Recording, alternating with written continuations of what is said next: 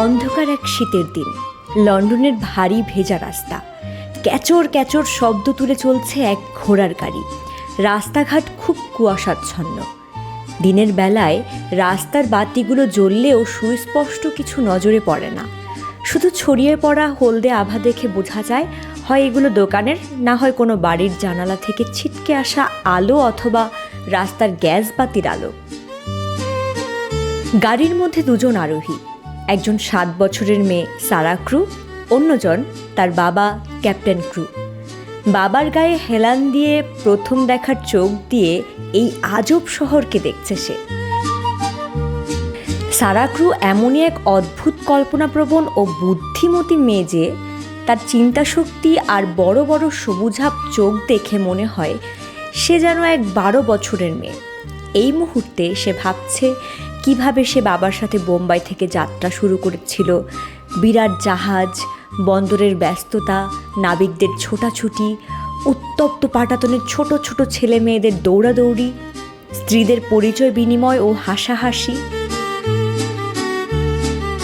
তার সবচেয়ে মজার ও অদ্ভুত লাগছে ভারতবর্ষে থাকার সময় প্রখর রোদ আর উত্তাপ, আর এখানে কি ঠেক থেকে কাদার মতো রাস্তাঘাট, সর্বদা তুষারকণার মতো বৃষ্টি, রোদের দেখা নেই, উল্টো অন্ধকার আর শীতের প্রকোপ। তার মনে হলো এই জাহাজটি যেন ধীরে ধীরে তাকে আলো থেকে শীতল গহীন অন্ধকারের দিকে ঠেলে নিয়ে যাচ্ছে। যত ভাবছে ততই সে বাবার কোলের সাথে মিশে যাচ্ছে। আস্তে আস্তে মনে হয় অনেক দূর থেকে আশ্চর্য এক স্বরে সারা বাবাকে বলল, বাবা বাবা। ক্যাপ্টেন ক্রু এই মৃদু স্বর শুনে বুঝতে পারল সারা গভীর কিছু চিন্তা করছে। তিনি তার মেয়েকে আদর করে আরও কাছে টেনে নিয়ে বলেন, কি মা, কি চিন্তা করছো?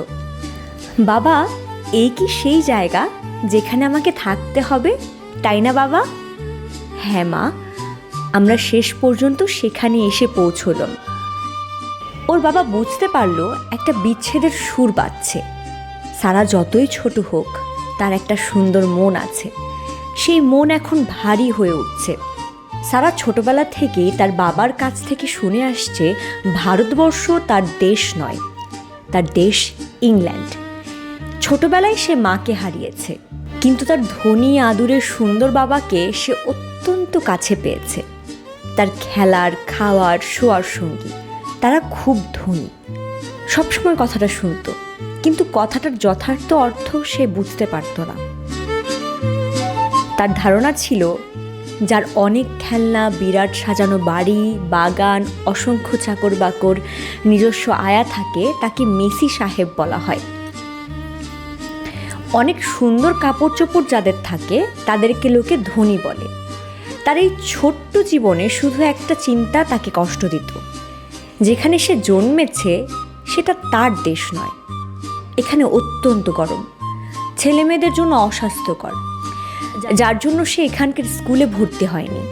তার বাবা লন্ডনের স্কুল সম্বন্ধে চমৎকার সব গল্প বলতেন, যার ফলে তারও মনে একটা রঙিন আশা দেখা দিয়েছিল। সে তার বাবাকে বলতো, তুমি তো সেখানে থাকবে না, আমাকে পৌঁছে দিয়ে আবার চলে আসবে, তাই না বাবা? আর অপরদিকে তার বাবা বলতো, দূর পাগলি মেয়ে, আমি নাই বা থাকলাম, তাতে তোমার কোনো অসুবিধে হবে না। সেখানে তুমি পাবে বিরাট সুন্দর বাড়ি, অনেক খেলার সাথী, তোমার মতো বহু ছাত্রী, নানা ধরনের বই, ভালো ভালো শিক্ষক শিক্ষিকা। বাইরে থেকে অনেক মেয়ে পড়তে আসে। তারা বাবাকে লম্বা লম্বা চিঠি দেয়, তুমিও আমাকে বড় বড় করে পত্র লিখবে, কেমন? আমার কি ভালো লাগবে, তুমি তো মা অনেক চালাক চতুর, পড়াশোনা তাড়াতাড়ি শেষ করে আমার কাছে ফিরে আসবে, ঠিক আছে? সেই 5-6 বছরের পুরনো কথাগুলো আজ তার আবার নতুন করে মনে পড়ছে। সে মনে মনে ভাবল, এই নতুন জগৎ নিশ্চয়ই তাকে আরেকবার নতুন ভাবনার জগতে নিয়ে যাবে। তার সবচেয়ে প্রিয় জিনিস হলো বই। অজস্র বই সে পড়তে পারবে, আর নতুন নতুন চিন্তার জগৎ তার কাছে খুলে যাবে। সবসময় তাকে কল্পনার জগতে ভাসতে ভালো লাগে। অনেক মজার মজার কল্পনা তার বাবাকে শোনায়। তার বাবা সেই পাকা পাকা কথা শুনে বিশেষ ঢঙে হাসে আর তার গালে চুমু খেয়ে বলে, মা, তুমি তো ভাবনার রাজ্যে হাবুডুবু খেয়ে কত কি নতুন রহস্য সৃষ্টি করবে, আর আমি একাই স্বজনহীন দেশে পড়ে থাকবো আর তোমার কথা ভাববো। গাড়ি এসে থামলো ছায়া ঘেরা এক বিরাট পুরানো দালান বাড়ির সামনে। বাড়ির সদর দরজায় পিতলের পাতে খোদাই করা কালো অক্ষরে লেখা আছে মিস মিনচিন। তার নিচে লেখা আছে নির্ধারিত আবাসিক বালিকা শিক্ষা ভবন। ক্যাপ্টেন ক্রু গাড়ি থেকে লাফ দিয়ে নামলেন, তারপর কোলে করে সারাকে নামিয়ে সংকেত ঘণ্টা বাজালেন। সারা সঙ্গে সঙ্গে চিন্তা করলো এই বাড়িটির মতোই মিস মিনচিন হবেন, বিরাট বিশাল প্রাচীন, হয়তো সব কিছু সাজানো, তবু একটা উৎকট ভাব উকি ঝুঁকি দেবে। বসার আরাম কেদারাটাও নিশ্চয়ই বিরাট মুখ প্রসারণ করে আছে। টেবিল, চেয়ার, আলমারি সব কিছু বিরাট ঝকঝকে, কিন্তু প্রাচীন যুগের। আধুনিকতার ছাপ একেবারেই অনুপস্থিত। বাবা দেখো, কাঠের জিনিস সব দামি মেহগনির তৈরি। দেয়ালগুলো অর্ধেকটা সাদা মার্বেলের গাঁথা, মেঝে লাল কার্পেটে মোড়া। দেখবে একটা বিরাট দামি ঘড়ি মাথার ওপর সর্বদা টিকটিক করে সকলকে ঠিক ঠিক সাবধান করে দিচ্ছে, সময় অতি মূল্যবান। ক্যাপ্টেন তার মেয়ের কথা শুনে হেসে উঠল। সারা কৃত্রিম ক্ষোভে, বাবা, তুমি আমার গম্ভীর সত্য ভাষণ শুনে হাসছো, তাই না? তাই তো মা, তোমার এই সত্য গম্ভীর বাণী শুনেই হাসছি। আর কে আমাকে শোনাবে এমন মজার কথা? তাই শেষবারের জন্য হেসে নিচ্ছি। আবার কবে যে তোমার কথা শুনতে পারবো তা তো জানি না। এই কথা বলেই তার বাবা সারাকে কোলে তুলে নিয়ে চুমোয় চুমোয় ভরে দিল। বোঝাই যাচ্ছে বাইরে হাসছে, অন্তরে কাঁদছে। আর ঠিক সেই সময়েই মিস মিনচিন প্রবেশ করল। সারা দেখল তার ধারণা মতেই লম্বা চওড়ায় বিরাট শরীর, ব্যক্তিত্ব সম্পন্ন, যে কোনো মানুষের সমীহ আদায় করার মতো চেহারা। তবু কোথায় যেন একটা গোপ্তা গোপ্তা ভাব সারা শরীরে, চোখে মুখে ছড়িয়ে ছিটিয়ে আছে। মাঝে মাঝে চেহারার মধ্যে লোভী বিশ্রী বিরক্তি ভাবেরও সাক্ষাৎ মেলে। তিনি ঢুকে অত্যন্ত বিনয় ও বিগলিত সুরে বললেন, ক্যাপ্টেন ক্রু, আপনাকে অসংখ্য ধন্যবাদ এবং কৃতজ্ঞতা জানাই যে শেষ পর্যন্ত সুদূর ভারতবর্ষ থেকে আপনি এত কষ্ট করে আপনার এমন সুন্দর বুদ্ধিদীপ্ত মেয়েকে আমার শিক্ষা ভবনে ভর্তি করাতে নিয়ে এসেছেন। আপনাকে আবার ধন্যবাদ জানাই। লেডি মেরিডিথ অবশ্য আমাকে আগেই জানিয়ে দিয়েছিলেন আপনার মেয়ে দেখতে শুধু সুন্দরী নয়, অত্যন্ত মেধাদীপ্ত ও বুদ্ধিমতীও বটে। একজন মেধাবী সন্তান যেমন বাপ মায়ের, তেমনি আমাদের প্রতিষ্ঠানেরও সম্পদ। সারার কাছে মনে হলো তিনি যেমন হড়হড় করে কথাগুলো বললেন, হয় সেগুলো মুখস্থ, না হয় সেগুলো কৃত্রিম। সে স্থির দৃষ্টি দিয়ে মহিলার কথাগুলো শুনল আর মনে মনে ভাবল, মিস মিনচিন তাকে সুন্দরী কেন বলল? সে আর যাই হোক সুন্দরী নয়, সে নিজেও জানে সে দেখতে আদৌ ভালো নয়।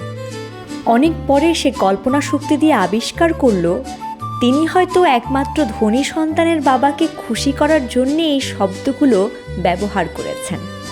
মিস মিনচিন ও তার বাবা বসে গল্প করছেন। বাবার পরিচিত লেডি মেরিডিথের কথা উঠল, যার পরামর্শ ও সহযোগিতায় তার বাবা সারাকে এখানে এনেছেন। তার 2 মেয়েও এখানে পড়েছে। সারাকে বিশেষ আবাসিক ছাত্রী হিসেবে গণ্য করা হলো। একটা সেরা সুন্দর শোবার ঘর, তার সাথে আরেকটা বসার ঘরও দেয়া হলো। ক্যাপ্টেন ক্রু এই ব্যবস্থা দেখে খুব খুশি হলেন। তার মেয়ের হাতটা দিয়ে আদর করতে করতে চিরাচরিত হাসির ভাব নিয়ে বললেন, দেখুন, ওর পড়া নিয়ে চিন্তা করবেন না, বরং পড়া থেকে যদি ওর দৃষ্টি ফেরাতে পারেন সেটাই হবে আপনার উত্তম পন্থা। ও তো পড়ে না, গিলে, বরং বলতে পারেন ক্ষুধার্ত নেকড়ের মতো একটার পর একটা আক্রমণ করে চলছে। ও যথেষ্ট বিবেচনা সম্পন্ন, আপনি শুধু একটু লক্ষ্য রাখবেন। হঠাৎ সারা বলে উঠল, বাবা, আমার এমিলি, যে আমার প্রকৃত বন্ধু হবে। তার সাথে সাথেই মিনচিন আবার চমকে উঠে বলল, এমিলি? সে আবার কে? ক্যাপ্টেন হাসতে হাসতে, এমিলি ওর বন্ধু, কল্পনার পুতুল। আমি ওকে কথা দিয়েছিলাম লন্ডনে নিয়ে ওর জন্য একটা সুন্দর পুতুল জোগাড় করে দেব। তাই বোধহয় হঠাৎ ওর মনে এসেছে। নাম রেখেছে এমিলি। সারা কিছুটা জেদের সুরে বলে আবার, বাবা তুমি কিন্তু এখনও তোমার কথা রাখোনি, বলেছিলে লন্ডনে গিয়েই কিনে দিবে। ক্যাপ্টেন তাড়াতাড়ি করে বলে, না মামুনি, ভুলিনি, আমার মনে আছে, আজকেই কিনে দিব। ক্যাপ্টেন ক্রু অফিসের নিয়মকানুন সেরে সারাকে নিয়ে বাজারে বের হলেন। প্রথমে বইয়ের দোকান, তারপরে শুরু হলো বনেদি দোকানগুলোতে পুতুল খোঁজার পালা। অনেক খোঁজার পর একটা দোকানের সামনে দাঁড়াতেই সারা চিৎকার করে উঠে বলে, ওই যে বাবা এমিলি। সত্যি ওটা পুতুল, যেন কথা বলার জন্য উন্মুখ, যেন শোনার জন্য অস্থির, যেন দেখার জন্য উদ্গ্রীব হয়ে আছে। চোখ, মুখ, কান, সারা অঙ্গ প্রত্যঙ্গ যেন কারো আদর পাবার জন্য ব্যাকুল হয়ে অপেক্ষা করছে, কোলে আসার জন্য যেন হাত পা বাড়িয়ে আছে। তার বাবা অবাক, বাবা এই আমার এমিলি। হ্যাঁ মামুনি, এবার তুমি সত্যিকারের এমিলিকে পেয়েছ। সারার সবুজাভ ধূসর চোখ আনন্দে জলজল করে উঠল। সঙ্গে সঙ্গে এমিলির জন্য দর্জির দোকানে গিয়ে মাপ নিয়ে শীত গ্রীষ্মের জন্য কয়েক প্রস্ত পোশাক বানাতে দেওয়া হলো। তার সঙ্গে সামঞ্জস্য রাখার জন্য নানা রঙের জরি ফিতা, রুমাল, দস্তানা, মোজা, টুপি সব কিছু কেনা হলো। দেখো বাবা, ও যেন ঠিক আমার ছোট্ট মেয়ের মতো, আর আমি যেন ওর মা। জানো বাবা, এরই মধ্যেও খুব দুষ্টুমি করে ফেলেছে। শুনেই ওর বাবা প্রাণ ভরে হেসে উঠলেন। দেখতে দেখতে কোথা দিয়ে এক সপ্তাহ কেটে গেল, ক্যাপ্টেন টেরই পেলেন না কখন যে বিদায়ের ঘণ্টা বেজে উঠেছে। যাবার সময় তার মামুনিকে কোলে নিয়ে চুমু খেতে খেতে মিস মিনচিনকে বললেন, ম্যাডাম, সারার জন্য যে ঘোড়ার গাড়ি আর তার জন্য যে ফরাসি পরিচারিকা মেরিয়েতের কথা বলেছিলাম, তা কি জোগাড় হয়েছে? মিস মিনচিন অত্যন্ত সম্মানের সাথে বললেন, জি স্যার, সব জোগাড় হয়ে গেছে। আপনাকে অসংখ্য ধন্যবাদ। এবার আসি। আমার মা মরা এই একমাত্র সন্তানকে আপনার হাতে দিয়ে গেলাম। ওকে অত্যন্ত স্নেহের সঙ্গে দেখবেন, কেননা ও একটু অন্য ধরনের মেয়ে। আসি মিস মিনচিন।